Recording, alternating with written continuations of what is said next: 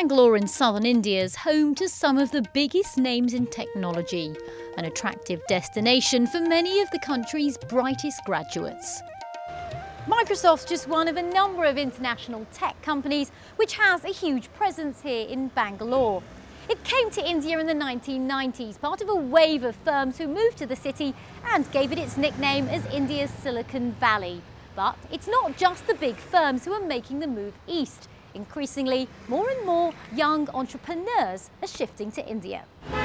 India is definitely not for the faint of heart. Anybody who comes here will know within 1 month whether they're going to be able to stick it out for years or whether they're going to be home.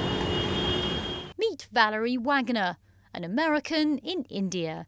Born and raised in California, she came to Bangalore from the original Silicon Valley in the US.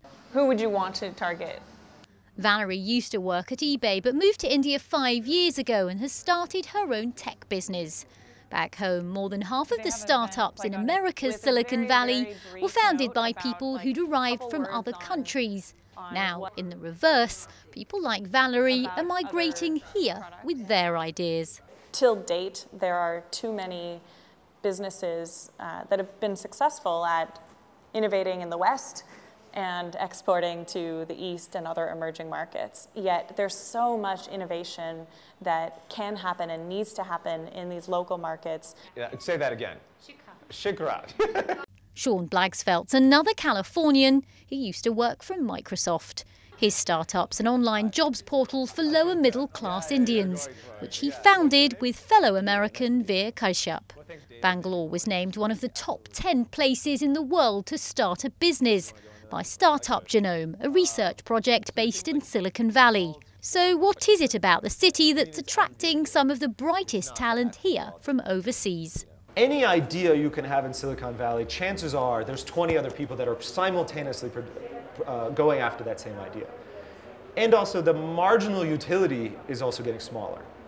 iPhone 4S versus iPhone 5, right? Whereas many of the opportunities you see here are much more fundamental. How do we get credit to people? How do we establish a unique identification system? How do you build the first marketplace for informal sector labor? And for some who've come here, it's a changing society which is opening up other avenues.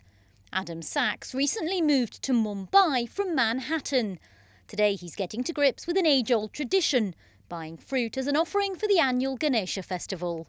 He started a dating website in New York for Americans, but found that India, where dating before marriage is becoming much more common, presented him with his opportunity. We were growing moderately, but then we'd go back and look in our Google Analytics and see how the traffic was doing, and we would see India glowing green, saying there are all these people signing up and using your site in India. And at first, it was so literally foreign to us. We had never been to India, and certainly had never anticipated that this would be successful in India.